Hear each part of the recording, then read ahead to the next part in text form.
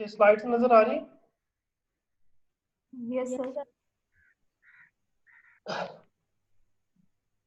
अच्छा, ये ना डेडलॉक की कंडीशंस है कि किन सूरत हाल में आप लोगों के पास जो है वो डेडलॉक हो सकता है। किन सूरत हाल में आप लोगों के पास डेडलॉक जो है वो आप लोगों के पास हो सकता है। 4 कंडीशन है: mutual exclusion, hold and wait, no prevention और सर्कुलर वेट। अच्छा, इसमें से जो आप लोगों के पास ये जो सर्कुलर वेट की कंडीशन है ना, अगर आप लोगों के पास यही कंडीशन फुलफिल हो गई, यही कंडीशन आप लोगों के पास फुलफिल होगी, तो आप लोगों के पास डेडलॉक उसके अंदर मस्ट होता है। डेडलॉक उसके अंदर मस्ट होता है सर्कुलर वेट के अंदर। लेकिन अगर आप लोगों के पास डेडलॉक को आप लोगों के पास वो करने के लिए, वो सारा कुछ करने के लिए चारों कंडीशन का फुलफिल होना जरूरी है। अगर इनमें से कोई एक भी ना हुई तो डेडलॉक जो होता है वो नहीं होता। लेकिन ये चौथी कंडीशन ऐसी है, सर्कुलर वेट, और अगर आप लोगों के पास सिंगल इंस्टेंट रिसोर्सेज हैं तो आप लोगों के पास उसके अंदर डेडलॉक जो है वो मस्ट होता है। सबसे पहले देखते हैं म्यूचुअल एक्सक्लूजन। म्यूचुअल एक्सक्लूजन में क्या होता है कि अगर आप लोगों के पास रिसोर्सेज, म्यूचुअल एक्सक्लूजन में क्या होता है, अगर आप लोगों के पास रिसोर्सेज नॉन शेयरेबल है, मतलब सिंगल इंस्टेंस है, तो उसके अंदर डेडलॉक के चांसेस जो है बहुत ज्यादा बढ़ जाते हैं। फॉर एग्जाम्पल, मैं कहता हूँ कि आपका रिसोर्स है, उसके अंदर एक ही इंस्टेंस है और उसको 2 प्रोसेस जो है वो इक्वायर करना चाह रहे हैं, तो आप लोगों के पास क्या होगा कि वो कंपटीशन जो है वो बढ़ जाएगा और वो जो है वो डेडलॉक की तरफ जा सकते हैं। एक को मिल गया, एक वेट है। लेकिन अगर आप लोगों के पास जो रिसोर्सेज हैं वो शेयर एबल है, मतलब मल्टीपल इंस्टेंस है, 3-4 रिसोर्सेज हैं, और आप लोगों के पास मल्टी अगर 3-4 प्रोसेस है तो एक को एक मिल गया, एक को एक मिल गया, एक को एक मिल गया, तो इस सिनेरियो में क्या होगा कि आप लोगों के डेडलॉक के चांस जो है वो कम हो जाते हैं। तो म्यूचुअल एक्सक्लूजन में क्या होता है कि डेडलॉक के चांस जो है उस वक्त बढ़ते हैं जब आप लोगों के पास रिसोर्सेज जो होते हैं वो नॉन शेयरेबल होते हैं। आगे है hold and wait. Hold and wait मैंने आप लोगों को पहले बताया है कि एक प्रोसेस ने एक रिसोर्स जो है वो एक्वायर किया हुआ है और वेट कर रहा है अगले प्रोसेस के रिलीज होने का। और इसी तरह एक प्रोसेस ने एक रिसोर्स जो है वो रिक्वायर किया हुआ है और वेट कर रहा है अगले प्रोसेस के रिलीज होने का, तो कोई भी नहीं छोड़ रहा। तो इस सिनेरियो में क्या होगा कि आप लोगों के पास डेडलॉक जो है वो अकर हो गए। और तीसरा है आप लोगों के पास नो प्रिवेंशन। नो प्रिवेंशन क्या होता है कि आप लोग, फॉर एग्जाम्पल एक प्रोसेस है, ये होल्ड एंड वेट की कंडीशन ले लो कि अगर आप लोगों ने एक ऐसा प्रोसेस जिसने जो वेट कर रहा है ऐसे रिसोर्स का जो किसी और प्रोसेस ने लिया हुआ है, और इसी तरह एक और प्रोसेस वो वेट कर रहा है ऐसे रिसोर्स का जो उस वाले वो प्रोसेस ने लिया हुआ है, तो क्या होगा कि अगर आप लोग उसको प्रिम्प नहीं करेंगे, नो प्रिवेंशन, अगर आप लोग उसको प्रिम्प नहीं करेंगे, आप लोग प्रिम्प क्या होता है, आप लोग फोर्सफुली उससे वो लेते हो, तो अगर आप लोग नहीं करोगे तो फिर भी आप लोगों के पास डेडलॉक के चांस जो है वो बढ़ जाएंगे, क्योंकि आप वो प्रोसेस जो है वो इनफाइनाइट वेट में चले जाएंगे और आप लोगों के पास क्या होगा कि स्टारवेशन का इम्प्लीमेंटेशन हो जाएगा। और चौथा और सबसे इंपॉर्टेंट कंडीशन है, इसका हमारे पास आगे भी काफी पहला पढ़ना है, सर्कुलर वेट। सर्कुलर वेट क्या होता है कि आप लोगों के पास ये डिफरेंट टाइप्स के जो है वो सर्कल बनते जाते हैं, मतलब जैसा रिंग टोपोलॉजी थी ना नेटवर्क के अंदर, पहला जी सर। प्रोसेस दूसरे के साथ, दूसरा तीसरा, तीसरा चौथे के साथ, इसी तरह P1 P0 P1 के साथ, P1 पहले के साथ, और आखिरी वन जो है वो पहले के साथ जो है वो उन रिसोर्सेज का वेट कर रहा है। तो आप लोगों के पास एक पूरा सर्कल बन गया। तो इस सिनेरियो में क्या होगा कि आप लोगों के पास डेडलॉक के चांस जो है वो बढ़ जाएंगे। ये डेडलॉक के कैरेक्टराइजेशन थे कि इन सिनेरियो में आप लोगों के पास जो है वो डेडलॉक जो है वो हो सकता है। अच्छा, सर ये थर्ड वाला दोबारा एक्सप्लेन कर दें। थर्ड वाला नो है प्रिवेंशन नो वाला। प्रिम्पशन। प्रिम्प्ट क्या होता है? वो हम लोगों ने पीछे पढ़ा था ना सीपीयू स्केड्यूलिंग में, एक होता है प्रिम्प्टिव और एक होता है नॉन नॉन प्रिम्प्टिव। हाँ, प्रिवेंटिव। नॉन प्रिम्प्टिव में क्या होता है कि उसको हम लोग देते रहे, टाइम सीपीयू देती है, वो जब कंप्लीट हो गया फिर ही हम लोग उसको वो एग्जीक्यूट वो टर्मिनेट करेंगे। और फिर प्रिम्प्टिव में क्या होता था कि हम लोग फोर्सफुली उसे सीपीयू ले लेते थे जब कोई हाई प्रायोरिटी की जॉब या हाई प्रायोरिटी का रिसोर्स जो था आप लोगों के पास आता था। सही है। ठीक है, तो इसमें भी यही चीज है कि अगर होल्ड एंड वेट में वो दोनों ने होल्ड लिया हुआ है और हम लोगों ने उससे प्रिंट नहीं करेंगे किसी एक प्रोसेस से, तो फिर डेडलॉक के चांस जो है वो बहुत ज्यादा बढ़ जाएंगे। तो हमें इस सिनेरियो में क्या करना पड़ेगा, प्रिंट करना पड़ेगा। अच्छा, ये था आप लोगों के पास। इसके बाद आता है ये डायग्राम आप लोगों के पास।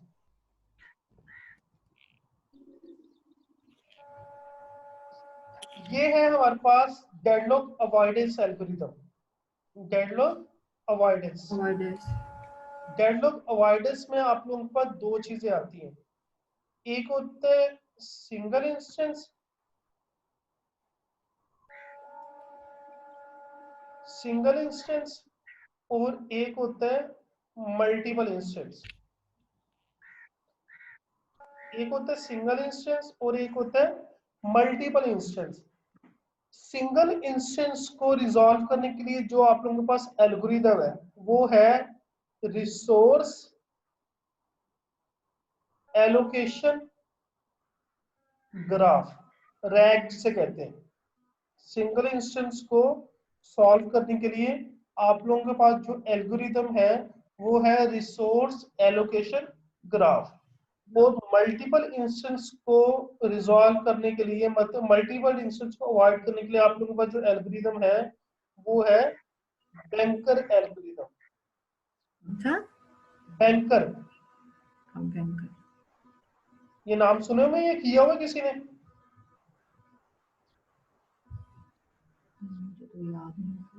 पढ़े हुए हैं, सर याद ही बीएस नहीं है? में किया था, हम्म, बीएस में किया था पर अब याद नहीं। अच्छा बैंकर किया हुआ। अच्छा, डेडलॉक अवॉइडेंस में क्या होता है कि सबसे पहले आप लोगों के पास सिंगल इंस्टेंस होता है और उसको हम लोगों ने सॉल्व करना होता है रैग के थ्रू। और जो मल्टीपल इंस्टेंस होता है उसको हम लोगों ने सॉल्व करना होता है बैंकर एल्गोरिदम। अब क्या होता है आप लोगों के पास, फॉर एग्जांपल ये डायग्राम है। अच्छा, जो ये ये डायग्राम है इसको हम लोगों ने सॉल्व करना है रैग के थ्रू। इसको हम लोगों ने सॉल्व करना है रैग के थ्रू, रिसोर्स एलोकेशन ग्राफ के थ्रू। अच्छा,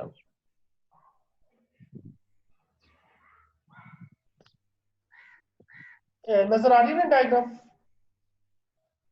जी सर आ रही है। हाँ, इसमें क्या होता है कि आप लोगों के पास, आप लोगों ने लेफ्ट साइड पे सारे प्रोसेस लिख लेने हैं। P1,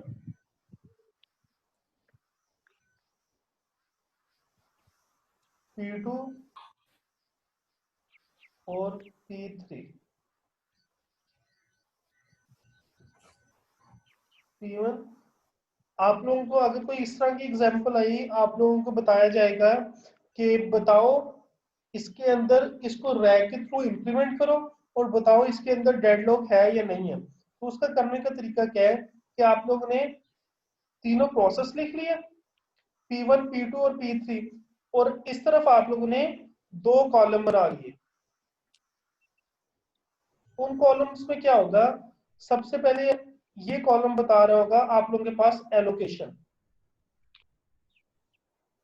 एलोकेशन, और इस कॉलम में आप लोगों के पास क्या आ रहा होगा, रिक्वेस्ट, एलोकेशन और रिक्वेस्ट। समझ आ रही है ना? Yes sir. दो कॉलम है, आप लोगों ने इस तरफ एलोकेशन बना लेनी है और इस तरफ रिक्वेस्ट बनानी है, और जितने रिसोर्सेज हैं वो रिसोर्सेज इसके अंदर लिख लेने हैं। R1, R2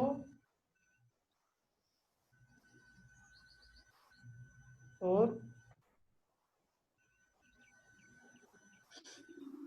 R3। ठीक है, ये एलोकेशन हो गई और ये आपके रिसोर्स हो गई। और अब देखो P1, ये आपके पास P1 है, ये आप लोगों के पास P1 है। P1 को कौन सा रिसोर्स एलोकेट है? P1 को P1 को एलोकेट मतलब assign. R1 R2 sir. R1 नहीं नहीं R2 R2 है। R2 का ये इंस्टेंस जो है P1 को मिला हुआ है, तो जो मिला हुआ है उसके नीचे 1 लिख दिया, और अगर कोई और नहीं मिला हुआ तो बाकी के नीचे हम लोगों ने लिख दिया 0। ठीक है, 0 1 0। इसी तरह P2 किया, सर P2 P2 पे P2 को मिला हुआ है R2 और R1 R2 ही मिला R1 हुआ और है। R2 हाँ, R2 सर और दो R1 मिला हुआ है, R1 R1 सर। और R2 मिला हुआ है, और आप लोगों के पास जो है ये R3 के उससे लिंक ही नहीं है। और सर P3 भी तो सर वो नहीं, P3 जो है वो होगा P3 वो R3 से को R3 मिला हुआ है, 0 0 0 1, 1 ये आप लोगों के पास आ गया। Yes sir. क्लियर है? ठीक है। दूसरे Yes, sir. कॉलम में आप लोगों ने क्या करना है, रिक्वेस्ट लिख लेनी है। इसी तरह ऊपर R1 R2 और R3 लिख के रिक्वेस्ट लिख लेनी है। P1 किस किस को रिक्वेस्ट कर रहा है?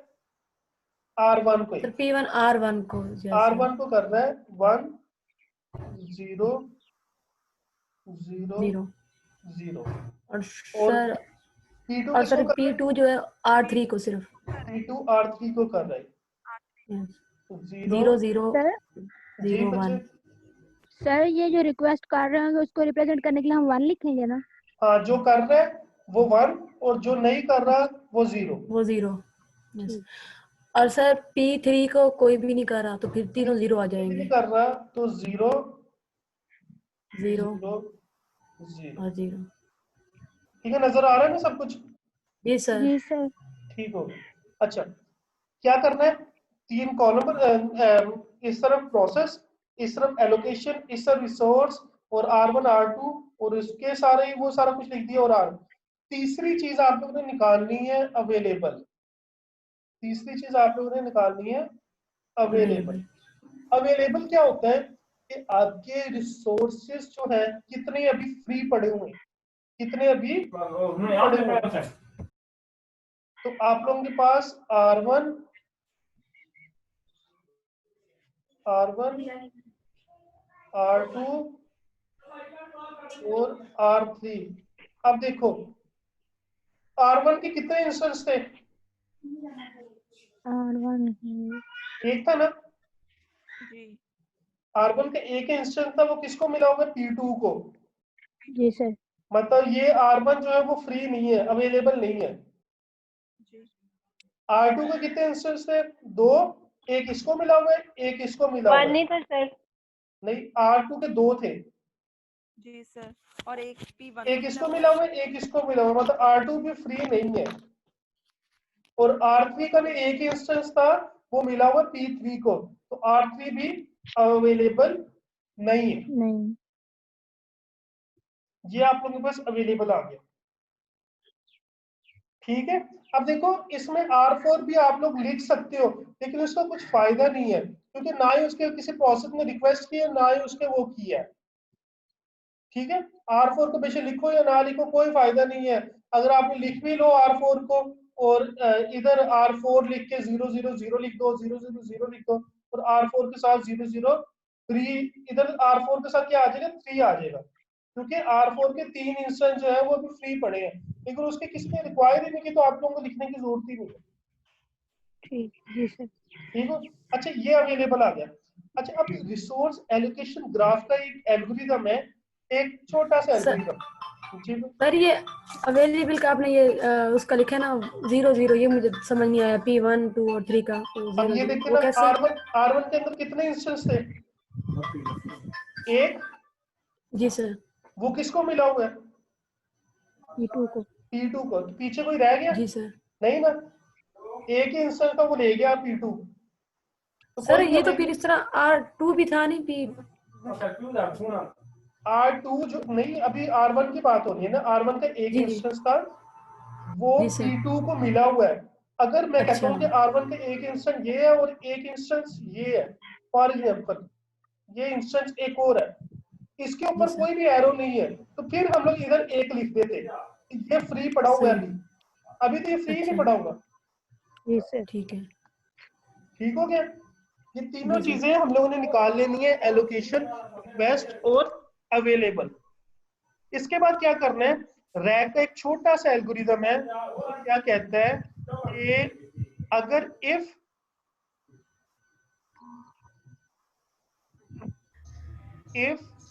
रिक्वेस्ट जो है, if request is less than और इक्वल टू अवेलेबल,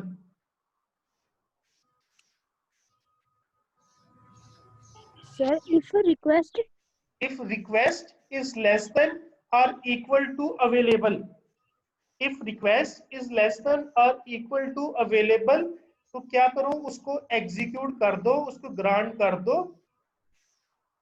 उसको एग्जीक्यूट कर दो। और अगर ये कंडीशन फॉल्स है तो क्या करो, नेक्स्ट प्रोसेस की तरफ चले जाओ।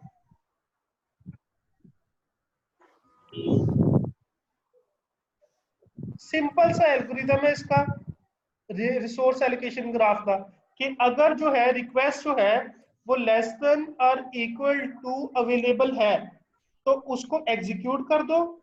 एग्जीक्यूट करके क्या करो, आप लोगों के पास एक न्यू अवेलेबल निकलेगा, न्यू अवेलेबल, वो क्या निकलेगा, अवेलेबल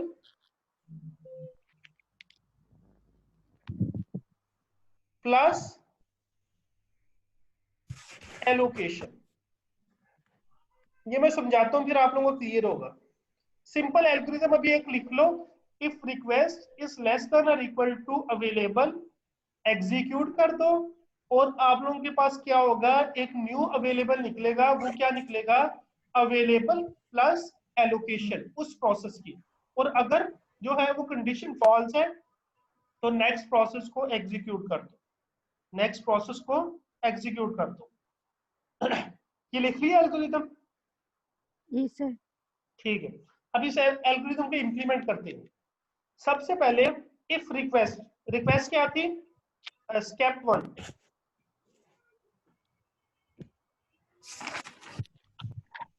ये कंजेस्टेड तो नहीं हो गया, समझ आ रही है ना? जी सर सुन रहा है। हाँ, सुन रहा है, बस दिख नहीं रहा। नहीं नजर आ रही है? सर आ रहा है, लेकिन वो इतना ज्यादा हो गया वो मैसेज से। ज्यादा क्या है? वो फिर मुझे वो सारी डायग्राम ये सारा कुछ उधर लिखना पड़ेगा ना, इस वजह से मैं इधर समझा रहा था। जी सर। रुको जरा, मैं स्टेप 1 क्या कहता है? सर जी बच्चे। सर ठीक है, समझाएं सर। वो मेरे पास एक सोल्यूशन था कि ये ना थोड़ी बहुत इधर से अब ये समझ आ रहा था सारा कुछ ना, लेकिन आगे सर वो इधर लास्ट पे जाके ना वो फिर मिक्सअप हो गया। वो मैं सर ये कह रही थी कि जी जी सर, जी जी बोलिए। सर कहें। मैं कह रहा था कि यही एल्गोरिथम जो लास्ट में मैंने लिखा है ना, यही अभी मैंने सारा समझाना है, ये बस लिखा ही जी है। सर। सही है, अच्छा, ठीक है सर। ठीक, स्टेप 1 क्या कह रहे हैं कि आप लोगों के पास रिसोर्स एलोकेशन ग्राफ में if request is less than और इक्वल टू अवेलेबल, रिक्वेस्ट क्या आती है हमारी P1 की, 1 0 0, यस सर। लेस देन और इक्वल टू अवेलेबल क्या था, 0 जीरो 0 जीरो नहीं जी सर 0। जीरो। ठीक है, यही था ना, if G request is sir. Less than और इक्वल टू अवेलेबल, ये रिक्वेस्ट थी आपकी, और अवेलेबल आप लोगों के पास ये था। अब आपने इसको जो कंपेयर करना है ना, ये पहले को पहले के साथ करना है, दूसरे को दूसरे के साथ करना है, और तीसरे को तीसरे के साथ करना है। अब ये नहीं है कि ये 100 है और उधर 0 है, ये इस तरह नहीं होता। आपने R1 को R1 के साथ कंपेयर करना है, R2 को R2 के साथ, और R3 को R3 के साथ कंपेयर करना है।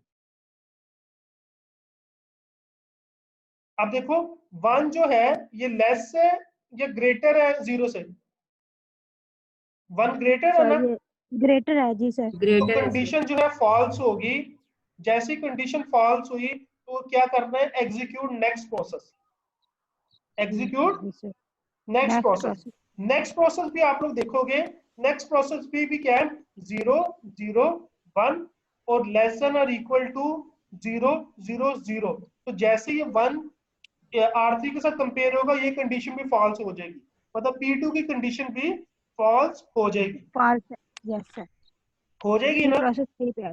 यस सर, क्योंकि 1 बड़ा है 3 से। 1 बड़ा है, ये वाला 1 जो है ये बड़ा है। अब तीसरी कंडीशन है P3 हम लोग निकालते हैं। P3 क्या है? स्टेप 3 अब हम लोग करने लगे। इसको मैं रेड से लिख देता हूँ। P3 क्या है?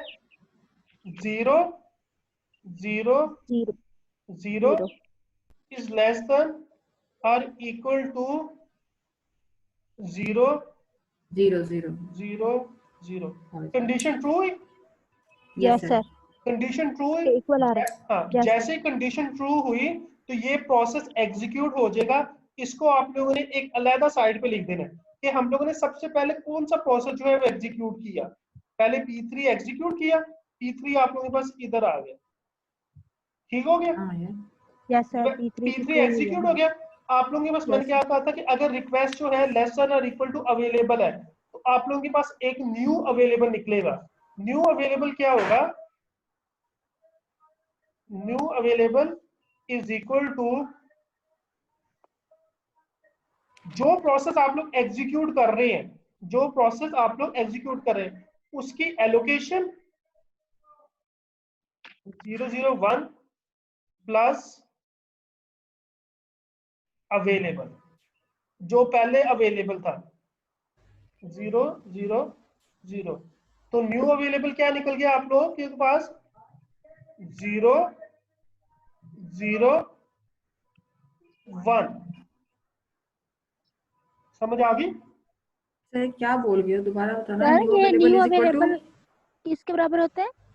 न्यू अवेलेबल का फार्मूला है new available is equal to allocation plus available. अच्छा बच्चे ये बात सुनो, एलोकेशन। हाँ एक बात सुनो, अगर आप लोगों के पास एक प्रोसेस एग्जीक्यूट हो गया, एक प्रोसेस एग्जीक्यूट हो गया तो उसने जो अपने पास रिसोर्स रखे होंगे वो छोड़ देने हैं ना? जी सर। जी सर वो छोड़ देने हैं। तो वो जो रिसोर्स उसने अपने पास रखे हुए थे वो उसकी एलोकेशन थी, वही एलोकेशन ही थी ना?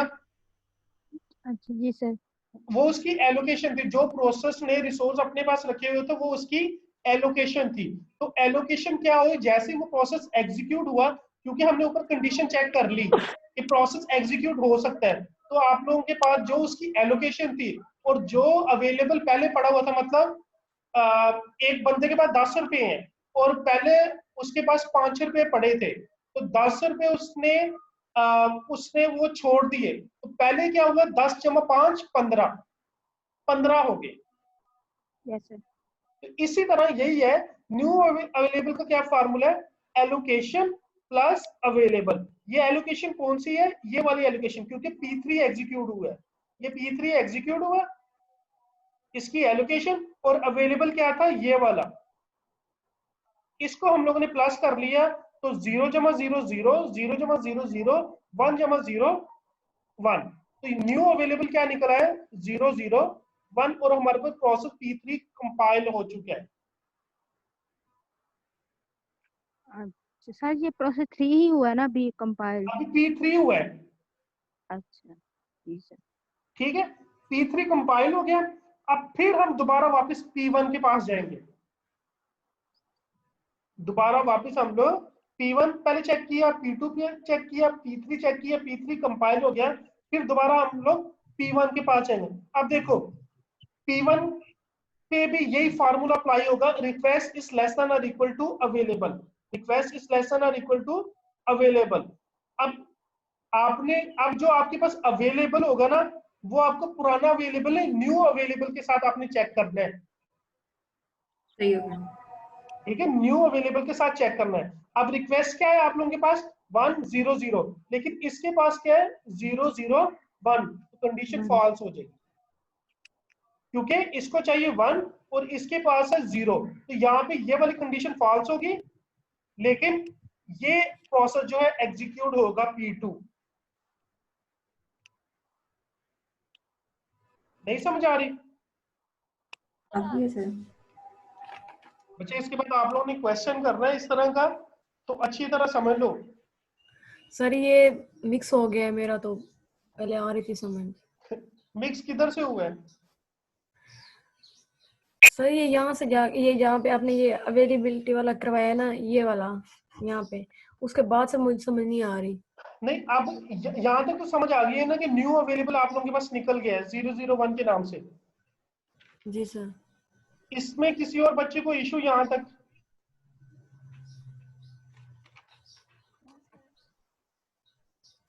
सर ये अवेलेबिलिटी वाला फिर से करवा दें, ये इंस्टेंस वाले की तो समझ आ गया प्रोसेस, वो कैसे करवाया आपने? मतलब जो न्यू अवेलेबल निकाले वो कैसे निकले? जी सर। अच्छा, ये मैं देख, ये किसी ने नोट किया है? सर मैंने किया लेकिन बहुत गंदा है। नहीं नहीं, वैसे मैं पूछ रहा हूँ। अब देखो, हमारे पास P3 प्रोसेस एग्जीक्यूट हुए। जी सर।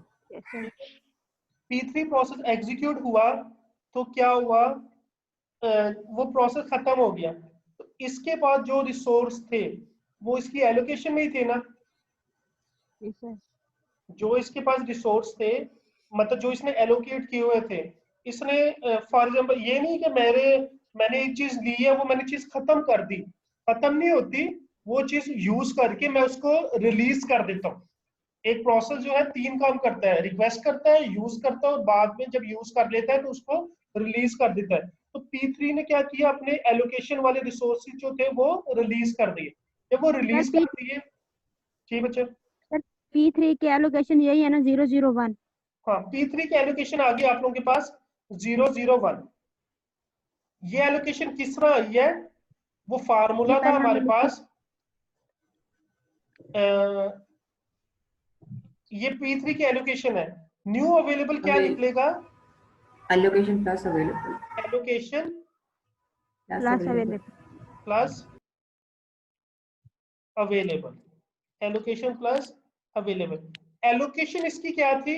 001। जी सर। सर ये हम 00, टेबल से ही सॉल्व करेंगे। जी सर। हाँ टेबल से। और अवेलेबल इसका क्या था? 0। टोटल अवेलेबल क्या था? 000। Yes sir. ठीक है, तो आप लोगों के पास क्या हुआ, न्यू अवेलेबल क्या निकल आया? 001। ये आप लोग का न्यू अवेलेबल निकल आया। यहाँ तो कोई इशू? सर समझ आ सर गया। आप समझ आ गई है। हाँ, आगे सर। अब यानी मतलब हमारे पास P3 जो था वो एग्जीक्यूट हो गया, ठीक है? Yes sir. P3 एग्जीक्यूट हो गया। अब देखो, रिक्वेस्ट अब आप लोगों ने छोड़ देनी है। रिक्वेस्ट अभी बाद में देखते हैं।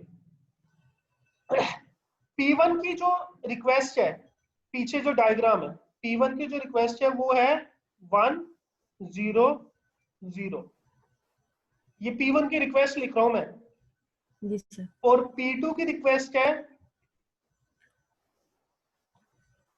001। ये P2 की रिक्वेस्ट है,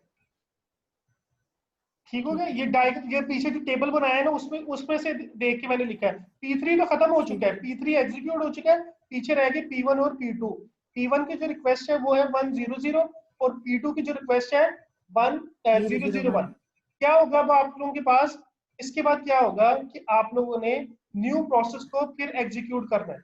न्यू प्रोसेस को फिर आप लोगों ने एग्जीक्यूट करना है। अब देखो, P1 आप लोगों के पास एग्जीक्यूट हुआ, वही फार्मूला लगा 100 रिक्वेस्ट इज लेस देन और इक्वल टू अवेलेबल। अवेलेबल क्या है? 001।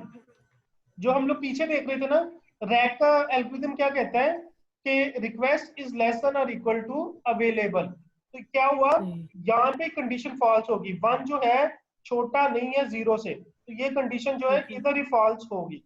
ये कंडीशन जो है इधर ही फॉल्स होगी। इट्स मीन P3 के बाद P1 जो है वो एग्जीक्यूट नहीं होगा। P3 के बाद फिर हम लोग आए P2 में। P2 पे क्या हुआ, P2 की रिक्वेस्ट थी 001 और अवेलेबल भी हमारे पास क्या है 00। ये जो अब अवेलेबल लिखना है, ये न्यू अवेलेबल लिखना है 001। ये आ गई कंडीशन ट्रू है। जी सर। कंडीशन ट्रू है। जैसी कंडीशन ट्रू हुई, आप लोगों के पास आ जाना है यही न्यू अवेलेबल आ जाना है। न्यू अवेलेबल आ जाना है। न्यू अवेलेबल में क्या होगा कि अवेलेबल आप लोगों के पास क्या है 001 और क्या चीज है आप लोगों के पास, जो आप लोगों के पास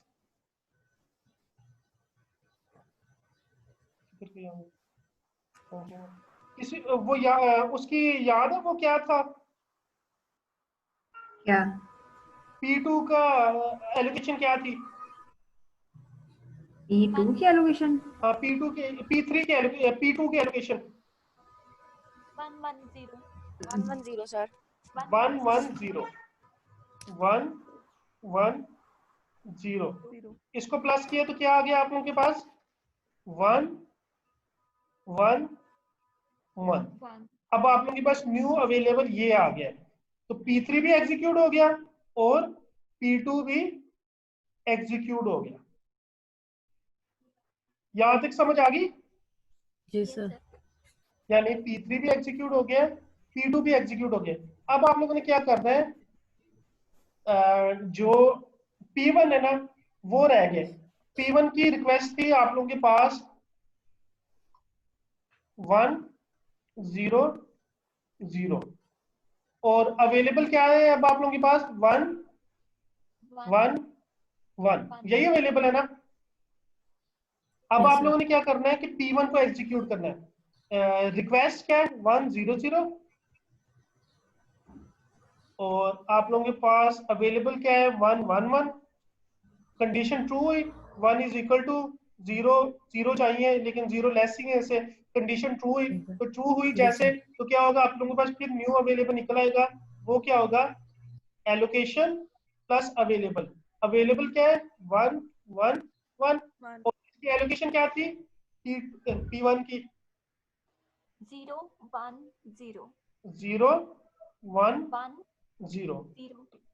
आप लोगों के पास क्या आ गया 1 2 1 1 2 1। अब ये 1 किसका है R1 का, ये किसका है R2 का और ये किसका है R3 का। और अब प्रोसेस किस तरह एग्जीक्यूट हुए P3 P1 और P2। अच्छा ये जो एग्जीक्यूट हुए ना इसको हम लोग कहते हैं सेफ सीक्वेंस। क्या कहते हैं सेफ सीक्वेंस। सेफ सीक्वेंस क्या होता है कि हम लोग बताते हैं कि प्रोसेस को इस तरह एग्जीक्यूट करोगे तो आप लोगों के पास डेडलॉक नहीं आएगा। जब सारे प्रोसेस एग्जीक्यूट हो गए इट्स मीन इसके अंदर डेडलॉक जो है नहीं है। और जो हमारे पास लास्ट में जो बचता है ना वो हमारे पास टोटल रिसोर्स बचते हैं। अब ये क्या है 1 2 1 1 2 1। हम लोग डायग्राम में जाते हैं, उधर देखो जरा जाके R1 के कितने रिसोर्स थे 1, R2 के कितने थे 2 और R3 के कितने थे 1। अगर तो एंड पे आप लोगों के पास जो टोटल रिसोर्स थे उतने बच गए इट्स मीन आपका क्वेश्चन ठीक है। अगर टोटल रिसोर्स के इक्वल ना बचे तो इट्स मीन आपका क्वेश्चन जो है वो गलत है। समझ आइए नहीं सर आगे सर इतना काफी नहीं है आज के लिए। इसको खुद करोगे तो फिर आप लोगों को और एग्जांपल फिर समझ आएगी। जी सर। P3 के बाद P2 नहीं हुआ था? नहीं P1 के बाद हुआ था P3 के बाद हुआ था P2। जी सर। P3 के बाद हुआ था P2 फिर हुआ था P1। तो ये इसका बने सेव सीक्वेंस। सेव सीक्वेंस क्या होता है वो बताते हैं कि आप लोगों के पास उसके अंदर इस तरह आप लोग प्रोसेस को एग्जीक्यूट करोगे तो आप लोगों के पास उसके अंदर डेडलॉक नहीं आएगा। जी सर। इस तरह आप लोग उसको करोगे आप लोगों के उसके अंदर जो है वो डेडलॉक नहीं आएगा। समझ आ गई नहीं आई? जी सर। सर जी बच्चे सर इतना काफी नहीं है, हम इसकी जरा प्रैक्टिस कर लेते हैं। वही मैं अभी क्वेश्चन ही देने लगा हूं। ये बस थोड़ा सा है चलो मैं आप लोगों को क्वेश्चन देता हूँ फिर उसको सॉल्व करो आप लोग। अस्सलाम वालेकुम। क्या कह रहे हो आप लोग? सर जी जी जी पूछे। सर उसका नेट नहीं चल रहा था, अभी चला तो वो आई है। अच्छा